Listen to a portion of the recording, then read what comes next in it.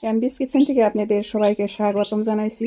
আজকে আপনাদেরকে তৈরি করে দেখাবো মিল্ক পাউডারের রসমালাই রেসিপি। আসুন দেখে নিই কীভাবে বানাই।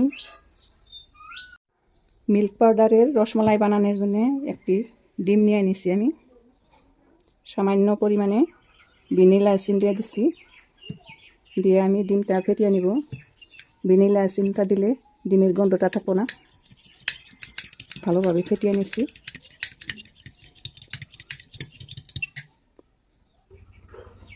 ডিমটা ফেটিয়ে আমি সাইডে রেখে দিয়েছি। এখন আমি একটি বল নিয়ে নিচ্ছি। মিল্ক পাউডার নিয়ে নিচ্ছি 1 কাপ। আমি এই আমল মিল্ক পাউডার নিয়ে নিচ্ছি, আমল স্প্রে। 1 ফুট চা চামচ বেকিং পাউডার নিয়ে নিচ্ছি। 1 চা চামচ ঘি নিয়ে নিচ্ছি আমি। ঘি দিয়ে আমি সব উপকরণ মিশিয়ে নিব। মিশানো হয়ে গেছে আমার। দেখুন এরকম হবে, মুঠি মারলে মুঠি হবে, আবার এরকম ভেঙে যাবে। এখন আমি একটি ডিম দিয়ে দিছি। ডিম দিয়ে আমি আলতো হাতে এরকম করে মাখিয়ে দিব। বেশি মাখানো যাবে না।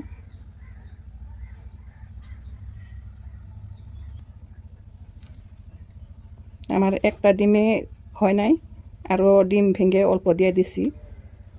এরকম হবে ডোটা। অত মাখানো যাব না, খালি আঙুলের মাথা দিয়ে এরকম করে মিশিয়ে নিছি।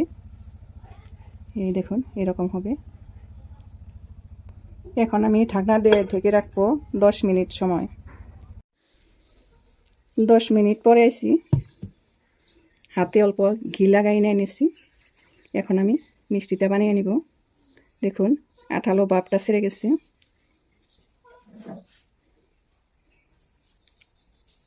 অল্প লম্বা শেপে দিয়ে দিব, এরকম করে বানিয়ে নিব।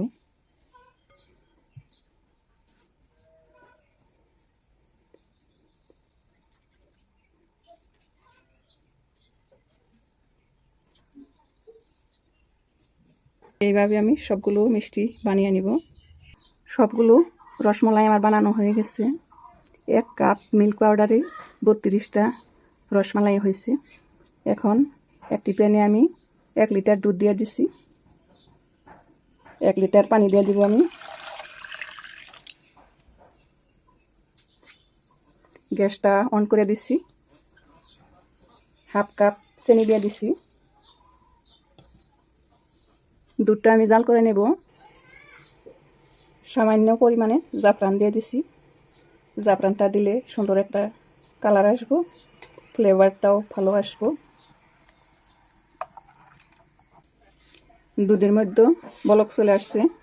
এখন আমি রসমালাইগুলো একটি একটি করে দিয়ে দিব।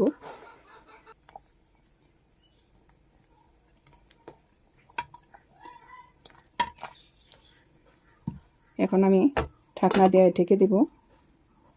অল্প বলক চলে আসলে অল্প খুলে খুলে দিব, আবার ঢেকে দিব। এইভাবে আমি 15 মিনিট জাল করে নেব। ঢেকে দিলে মিষ্টিটা তাড়াতাড়ি সিদ্ধ হয়ে যায়।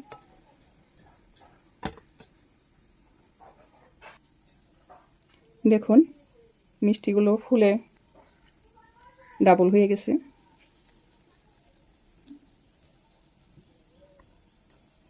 আবার আমি ঢাকনা দিয়ে ঢেকে দিছি। 15 মিনিট পরে আইছি।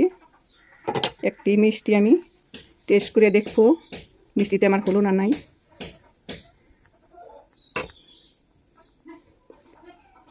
দেখুন মিষ্টিটা ডুবে গেছে। আমার মিষ্টিটা পারফেক্টভাবে হয়ে গেছে। এখন আমি গ্যাসটা অফ করে দিয়ে এইভাবেই রেখে দিব ঠান্ডা হওয়া পর্যন্ত।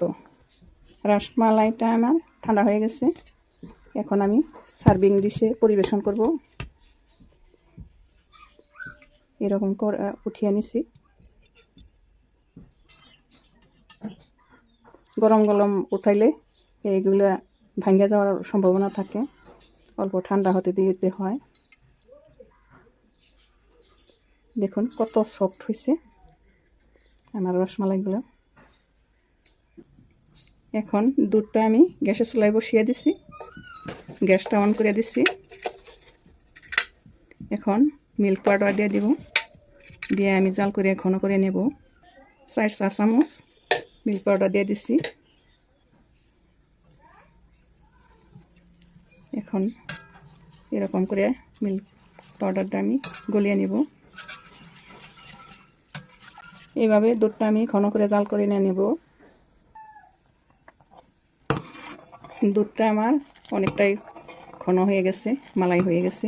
এখন আমি গ্যাসটা অফ করে দিচ্ছি, নামিয়ে নিব। ঘন দুধটা আমি রসমালাইয়ের উপরে দিয়ে দিচ্ছি।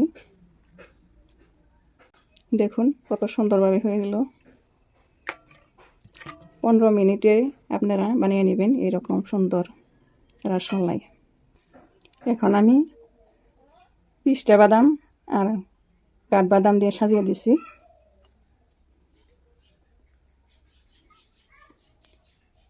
সৌন্দর্যও দেখা যাব, খেতেও অনেক টেস্টি লাগবে।